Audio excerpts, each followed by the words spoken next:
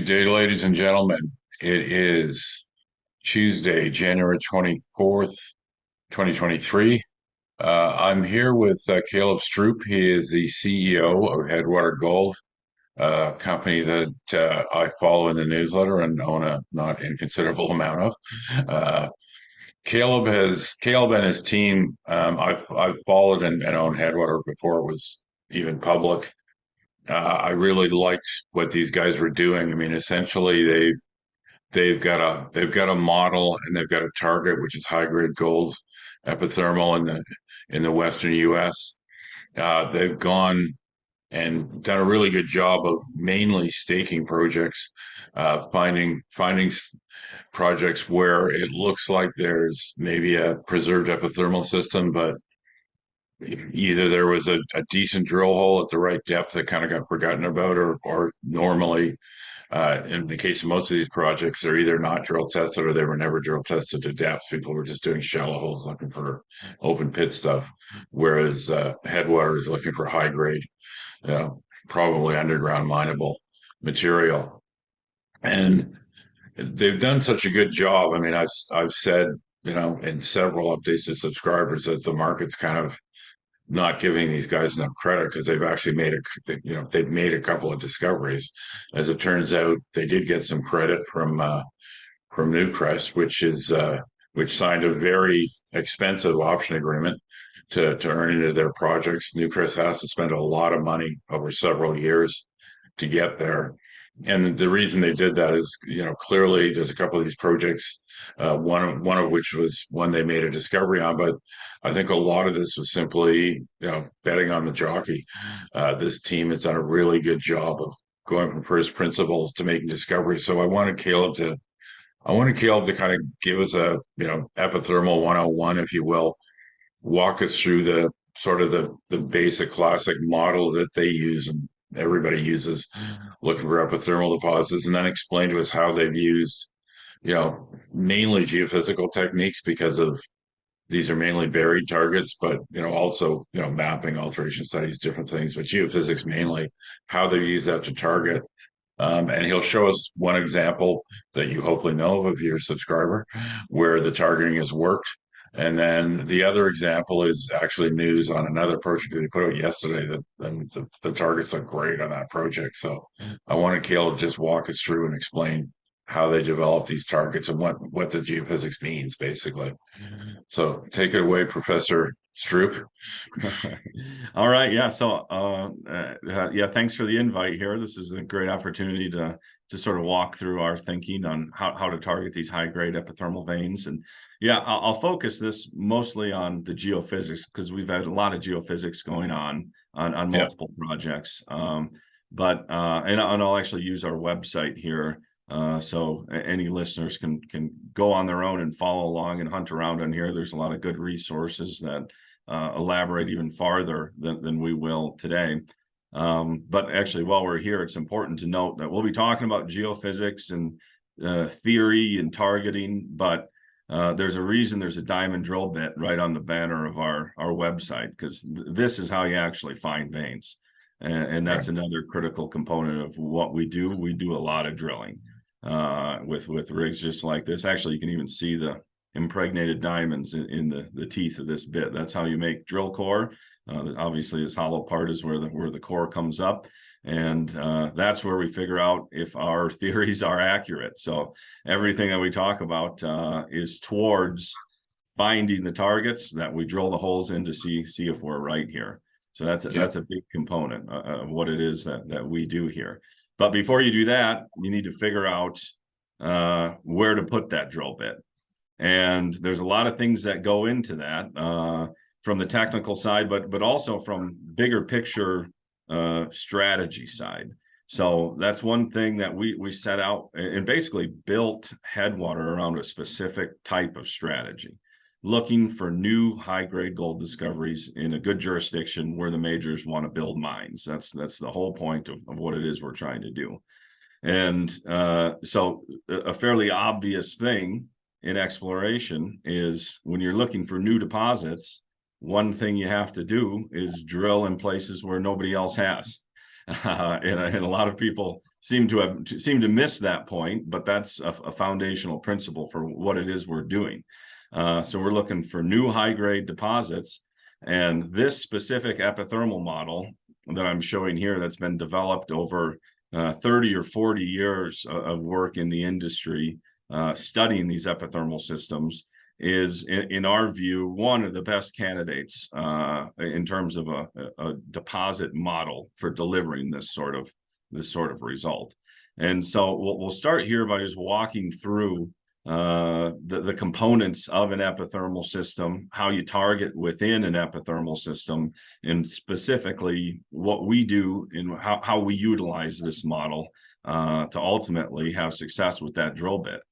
So backing up a little bit, epithermal hot springs gold deposits are basically fossilized geothermal hot spring systems. Think Yellowstone in Idaho, Wyoming, Old Faithful geyser type systems at surface, where you have some sort of plumbing, usually large cracks or faults in the earth that bring fluids from deep up to shallow, and then they vent at surface.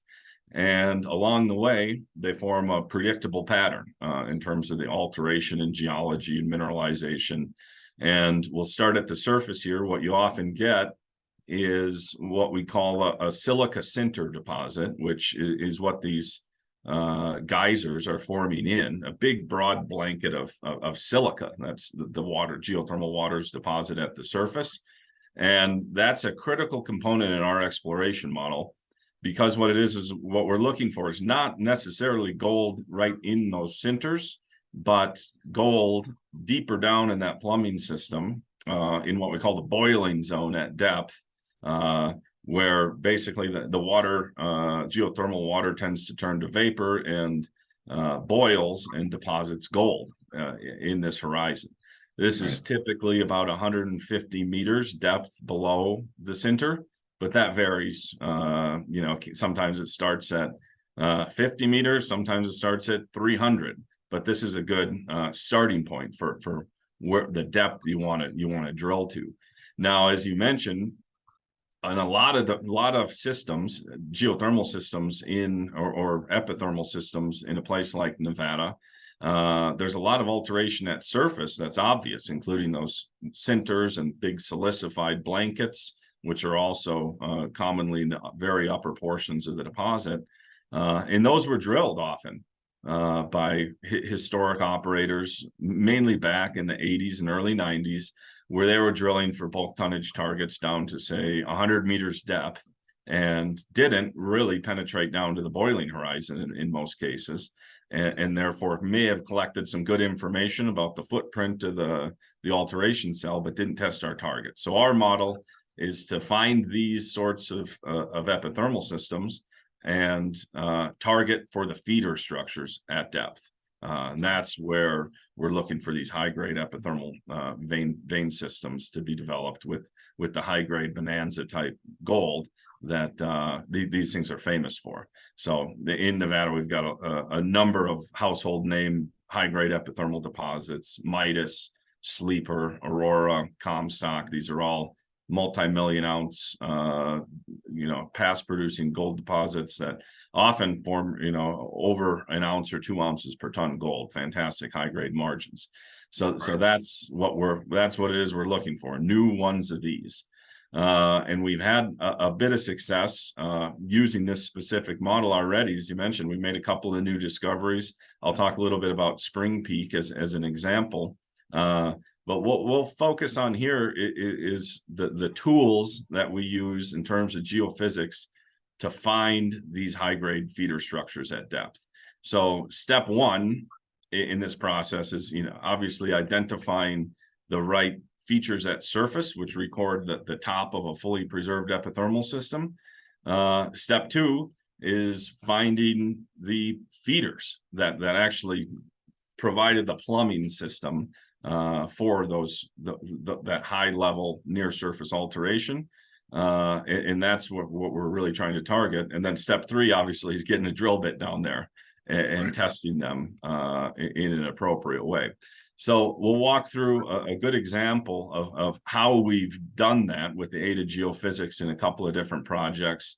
I'll start with Spring Peak, which is a really great example and a relatively new one. We just announced earlier this month a new high-grade vein discovery down here. So this is what we think is a pretty significant discovery, where we believe we have found epithermal veins, high-grade epithermal veins, and a feeder structure to a sinter at surface. This is what a high-grade epithermal feeder looks like. Beautiful banding textures. There's even features in here, bladed calcite, quartz after calcite type mineralogy that tells us we're in the boiling zone. We're at the right elevation. And this is,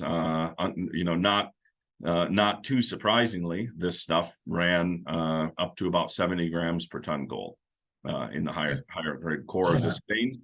And we hit some broader intervals. As you see, we'll move to section view now.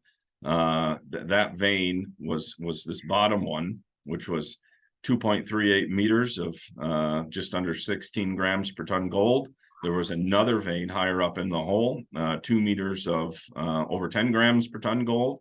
And that's all within a broader mineralized zone here of about 35 meters at 2.7 grams. So, well, I'm gonna give you guys one. I'll give you guys a kudo here too, because if you look at the sort of the original discovery hole from late last year, that's the 38 meters of 1 gram there. That was yeah. an RC hole. You guys were trying to just get some stuff done before the snow flew with a decent budget. And RC, one of the drawbacks is you can't really, you get a bunch of chips, so you can't really see the veins specifically that well, and you can't pick, you can't pick the most useful intervals to sample. You're just basically sampling 5-foot runs.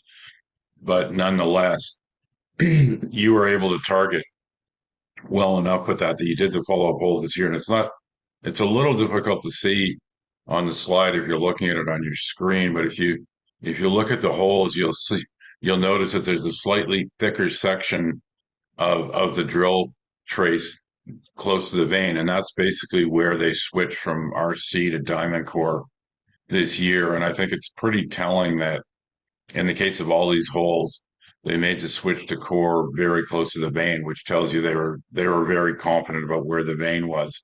And that confidence was not just from last year's RC hole, but from the geophysics. And you can see the geophysics as the background on this section. Yeah, so that's an important point. This is a project that continues to follow our model basically perfectly. Let's see if I can switch back. Just keep this in your mind for a second.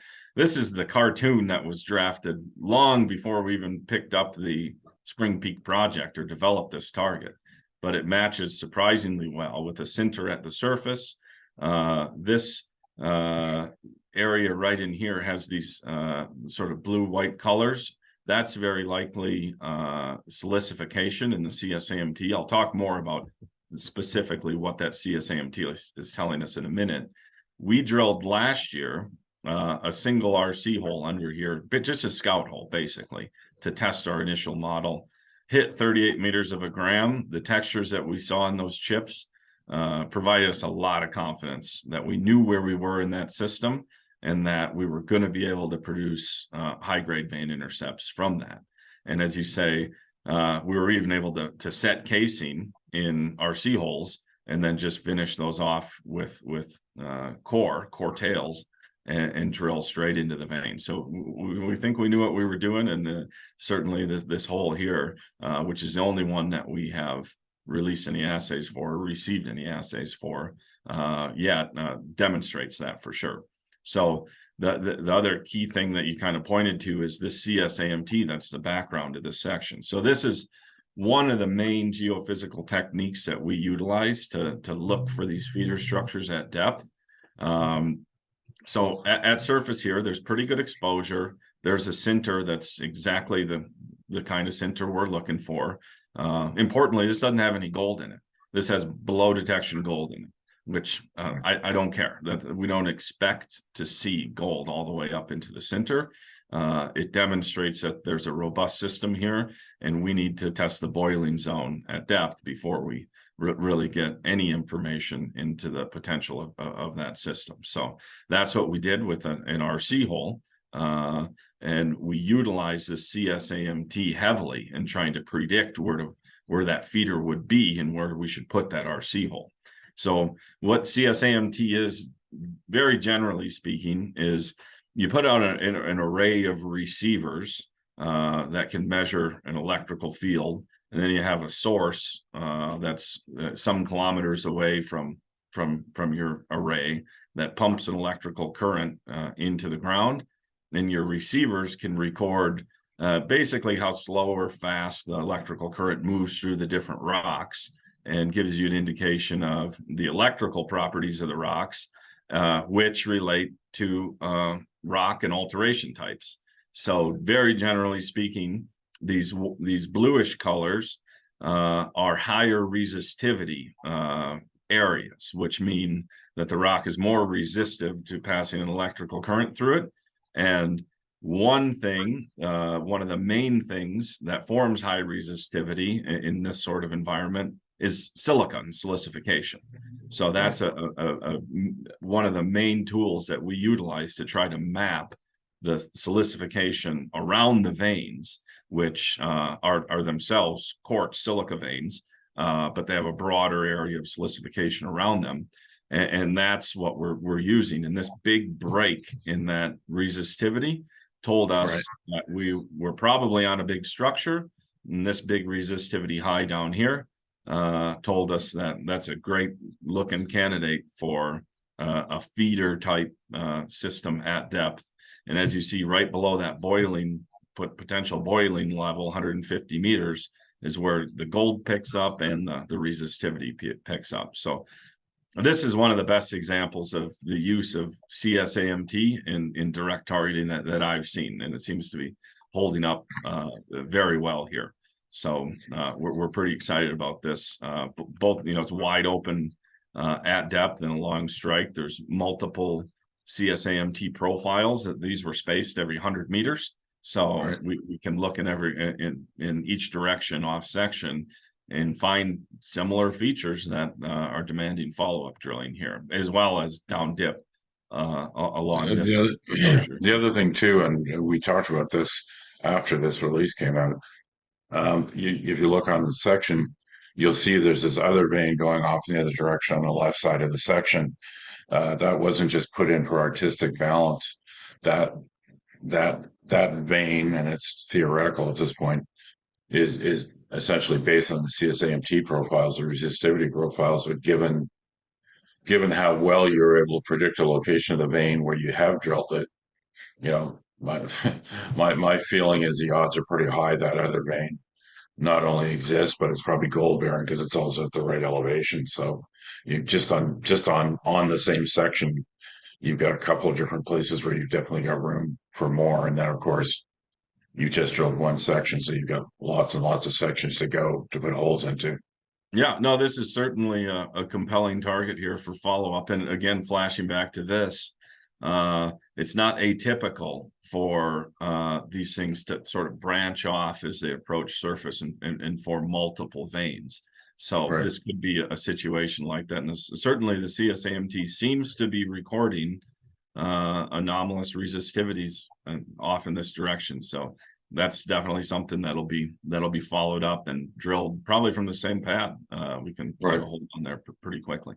So yeah, as I said, this seems to be working great, and we're going to stick with what works and keep drilling on this sort of model here moving forward at Spring Peak. Right. But yeah, so we should also move on to a different project where we're utilizing the same sort of techniques. It's a much earlier stage project with a ton of upside that we just put out yesterday some news on the targeting work that we've been doing utilizing geophysics here out at Midas North. This is also in Nevada. It's also immediately adjacent to a large historic past producing district, the Midas mine complex. And what we have here is just north of Midas, a big, large, broad epithermal alteration cell that's at that paleo surface, the critical paleo surface. We have sinters exposed in this area here with a big blanket of high level alteration in silica, as you know, from our model, just what we're looking for at the top of the system. And so now the game is to hunt around to try to find the feeders, just like we did at Spring Peak. There's much less exposure in terms of outcropping rock and geology here to utilize at Spring Peak or at Midas North. So it'll be a little bit more dependent on the geophysics and other techniques to find those feeders. And that's what we put out our recent release on, the big campaign that we undertook late last year to apply a bunch of different tools, geophysical tools, including CSAMT, which we just talked about, in this core area here to give us some more information on where we should target our maiden drill program. This is a very early stage project that's never seen any drilling. We'll be drilling the first holes underneath this alteration cell, and as you can see, it's a big area, 3 kilometers by about 5 kilometers, and we need to get that down to a 100-meter by 100-meter type target area that we put our drill bit into. So that's where all this work comes in. We did CSAMT. These are the CSAMT lines that we did. So we do these long linear profiles that are perpendicular to the main structures that we think are we're trying to image at depth. And we also did, within this yellow box, a couple of other survey types, airborne radiometrics, airborne magnetics, and a ground-based gravity survey. I'll talk about each one of those individually here, but we can start with the CSAMT. So on all those profiles that we were talking about, we get that sort of electrical property type measurement of the bedrock. And where that really comes into play in a project like this, again, is mapping the high resistivity cores of the alteration cell, which potentially records broad areas of silica, which tends to be proximal to the feeder structures that we're targeting at depth. So we've modeled 2 big, very large, actually, resistivity features here that are high resistivity bodies on the order of about 2 kilometers long and somewhere between 500 and 800 meters in width. This eastern one we call the Big Opal resistor, and the western one we call the Nevada Grande resistor. So that actually correlates very well to the outcropping features that we have seen with the limiting outcrop. In this area, there's a beautiful center with actually preserved geyser vents that are in it, just like Old Faithful, like we were talking before, that are preserved. But because it's such a big area, it's difficult to determine exactly where you put a drill bit, right? So you need to look to the detail of the CSAMT, and this is a really great example of how we can put together the architecture or potential architecture here in a cross section. We're looking right through the sort of the southern part of that resistivity survey, and this is that high resistor. Right here, where it hits surface, that is opaline silica and sinter. So we kind of have a pretty good idea of what this is at depth. This is very likely an alteration body that formed probably just above a feeder structure or at least a feeder target. And the other thing that you can see in here is Midas North has sort of a layer cake like volcanic stratigraphy that we understand reasonably well from district scale sort of work that's been done.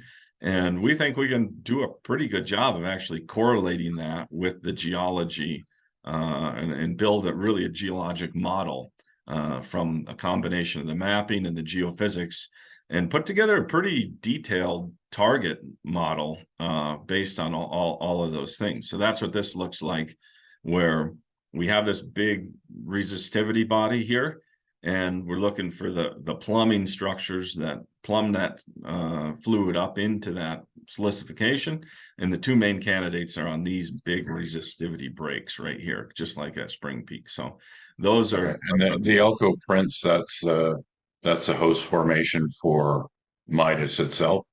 yeah. So the better parts of the Colorado Grande vein were in the Elko Prince Formation host rock. It's sort of a big, coherent, tough package that tends to break open and form big veins. So it actually is quite fortuitous what we're seeing here, where about 150 or 200 meters below the center, we have a capping mudstone unit, which is called the Esmeralda Formation. And then below that is our target stratigraphy. So that could be a pretty good situation for putting together a nice high grade target here at depth. And again, none of this has ever been drilled. So this is all speculative to some degree until we get a drill bit down there. But I think this sort of work at the very least allows us to come up with specific ideas that we can test with the drill bit. And maybe we don't hit on the first hole, but given the knowledge of the epithermal model in general, we'll get some information as where we're at laterally. Oh, we're too high, or we're still over adjacent to it, or whatever. And the various things come into that. You know, the geophysics is only one component here. There's no silver bullet for identifying these things. So that's why you need to use geochemistry and alteration and you know, all sorts of different things, and geology as well. You know, it has to make geologic sense, obviously. So that's a big component. But this is really a great start. We're very pleased with what came out of that CSAMT survey, and some immediately actionable drill targets, just like we're seeing here. This is only just one example. But in addition to that, as I mentioned, we did a number of other different things within this broader yellow box here. And I'll go down and kind of walk through these one by one real briefly. So these are the results of a radiometric survey, which basically records a level of background radioactivity off of different rock types. Everything is slightly radioactive, and you can measure the differences, which gives you some indication of the types of mineralogy that in our case, alteration mineralogy that we might be looking for. So the main thing that we're looking at is in this potassium channel. Minerals called illite and adularia are commonly associated with feeder type structures in an epithermal system, and they tend to be just very slightly radioactive. These are not high values at all, but they're just slightly radioactive features that we can detect with a survey like this. And when they form on big long linear trends like this, like we're seeing here, that could mean that we have a structure, a sort of feeder type plumbing structure that has those alteration minerals in them.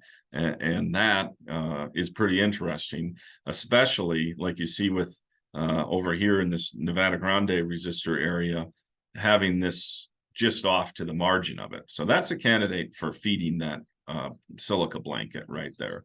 And same thing down here with this resistivity feature trucking up, or sorry, this potassium feature trucking up towards this big resistive body and the actual geyser center outcrop. So those things are in themselves quite interesting. And the other thing that came out of this that's perhaps even more obvious is this big radiometric low. So alteration can add potassium and slightly radioactive minerals, but it can also be destructive and form other clay minerals that sort of remove the radioactivity and result in a big low like this. So that is obviously an interesting feature and could represent a broad clay altered halo around these things, which again is quite common up in the top of the system, and helps us define sort of the footprint and scale of the alteration cell that we're dealing with. And this is this is over 3 kilometers long, so that is fairly significant in size. Now, moving on, the same survey that flew the radiometric actually collected magnetic information as well. So this is actually a tool that's hung off of a helicopter that rips across the property on closely spaced lines, and in terms of the magnetics, records how magnetic the rock is. What, all rocks have some level of magnetism, generally speaking, but many have some much higher magnetic values. Specifically, mafic intrusive rocks, or mafic rocks in general, tend to have more magnetite and be slightly magnetic. And what we're seeing here is this big broad area of a magnetic high. There's no outcropping geology that really explains this out here. So our current interpretation is that this is perhaps some buried mafic sill complex, that we're seeing the magnetism at the surface, but not the rocks. So this is potentially significant because northern Nevada epithermal systems, like we're dealing with here, are often associated with bimodal volcanism, which is basically a switching back and forth from mafic to rhyolitic type of mineral, or type of volcanic activity. And that's a good environment to develop an epithermal system. And these mafic intrusive units may well have been fed from a similar type of feeder type structures as we're looking for feeding the epithermal system.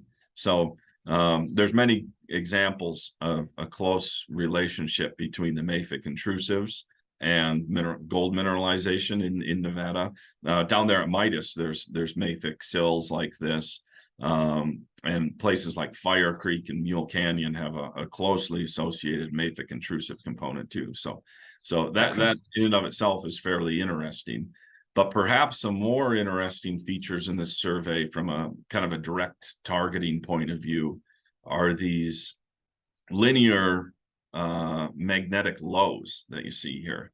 Now these they correspond very well with those radiometric highs, and could well be related to alteration again along feeder structures that in this case would destroy the magnetism, but destroy the magnetite that was in the volcanic rock, and result in these linear lows. So that's another good feature for potentially targeting the roots of a plumbing system at depth. And some of these are in very close proximity to these big resistivity bodies that we previously talked about, and in this case directly underneath this one, which is a pretty compelling situation to have there. So this again was a very useful different dimension of data, to some totally different feature that we're measuring, but also it all plays into the bigger, broader understanding of the geology and the targets that we're dealing with. So the last geophysical survey that we have here is a different one altogether. This is a ground-based gravity survey. So basically a crew of people go out and set an instrument on the ground and record the strength of the gravitational pull of the Earth in different places. And that's a function of the density of the rock that's underneath you at any given point.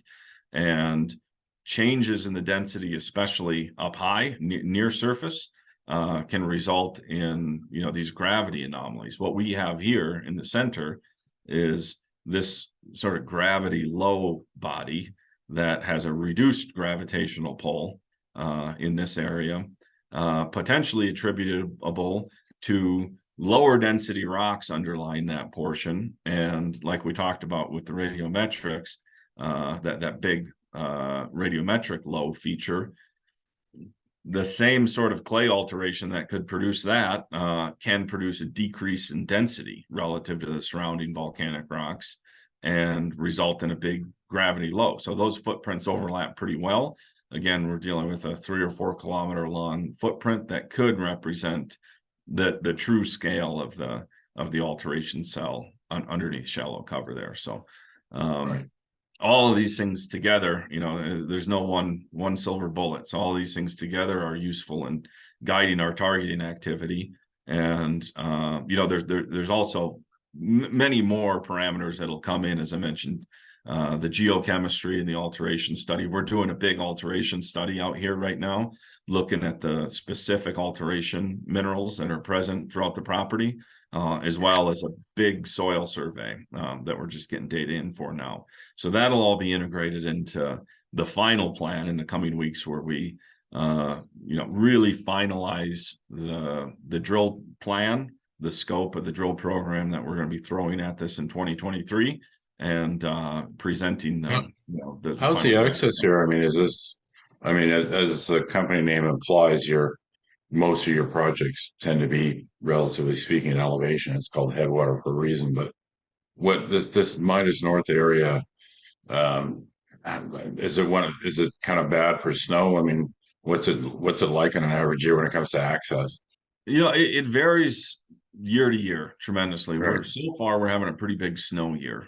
right. So we'll see, but that could shut off anytime. Many years you can be out here in April or so and Right. be operating without too Like, much. have you taken the soils already, or the soils are something Yep. you'll do? Oh, you've No, already taken them. Okay. we've taken them. I think it was 700 or so soil samples. Right. Okay.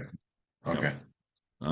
So that data's most of it's in already, so that'll be coming pretty soon. But in terms of getting drill rigs out there, I think we're targeting sometime in Q2. I think we should be able to Okay. keep rolling. Okay. I mean, I think that covers it. Really, this is something I really think, subscribers, shareholders, viewers should pay attention to. I think it's great to get this kind of walkthrough on the methodology that the Headwater team has used. And, I'm going to stress again that, they work from first principles. By and large, they stake their projects. Last year, they made, not one, but two bona fide discoveries. Spring Peak was one, but Katy, which is still 100% Headwater project, is the other.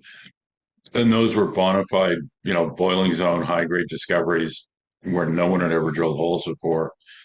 And they've got two or three other projects, like Midas North, where they're still targeting and where they've yet to drill, that, look like the targets are as good or better. I mean, Midas North looks like these targets are great to me. I think the odds of Headwater making another one or two discoveries across their projects that are actually quite high. Uh, this methodology works. Like, I can't put it any more simply than that. What Caleb just described to you is what they did on their projects, and that led to two discoveries so far. And they only drilled a couple of projects and made two discoveries, so pretty good batting average. I think with several properties yet to be explored, some in the Newcrest option agreement, but a number of others are 100%. And I know Caleb and the team are always sniffing around, so I won't be shocked to see another project or two pop up here and there. I know you guys are always looking. Uh, you know, you guys have done a great job. This is the stock people really need to be paying attention to. I mean, I think they should be owning it. I've been a buyer on several occasions in the last year, simply because this, what these guys are doing has worked, and they've made two discoveries, and they've got great drill targets for this year. And I don't know. Caleb doesn't know. I mean, whenever you're dealing with a major, you're at the mercy of their budgeting timeline and their budgeting process. But based on the fact that he really Headwater drilled literally exactly what Newcrest was hoping to see. My expectation, and I'm not going to put words in Kayla's mouth. This is my expectation. I expect Newcrest is going to be quite aggressive this year. So I think we're going to see multiple drill campaigns, multiple rigs. I think they're going to be hitting this stuff pretty hard this year. As soon as it snows off. Hopefully I don't end up with my foot in my mouth on that, but I mean, I know what Newcrest was looking for, and that's exactly what you gave them. So I'm assuming, well, I know that you negotiated a very strong agreement, so they've got to spend a lot of money that is not optional. That's written in an agreement. Like there's 8.5 million in US in spending that Newcrest has to do, regardless of results, but based on what you delivered. And Newcrest has got a reputation for being pretty aggressive. I'm expecting you guys are going to be very, very busy this year. Yeah, no, for sure. I mean, we're anticipating a very active season, much busier than last year. And as you say, no matter what, there is that minimum commitment component, which effectively guarantees a significant amount of drilling this year. So there's very low risk from that point of view. Yeah. So there you have it. Great story. Thanks very much for walking us through the model and walking us through the targeting process, Caleb. I think this is really useful, for following Headwater gold going forward, but also, people are looking at other epithermal is a pretty popular target. People are looking at even, other epithermal explorers. You've got a nice basis here to understand how the geophysics works to target things. So again, Headwater Gold's HWG in Canada. And do you happen to remember what the US symbol is? Because I don't. HWAUF. HWAUF in the US. I think that's QB. Great story. There's lots more news coming, as you could see spring from the spring peak graphics. There's the other holes in that section where they just recorded a great hole. Those are still coming. So lots of good news to come on this one. Thanks for coming by and giving us a tutorial, Professor Stroup. We'll undoubtedly, we'll probably see you in a few days. Actually, you're up here for the conferences, so hopefully we'll grab a cold one at the end of the week. Let's do it. Okay. Talk to you later, Caleb. All right. Bye.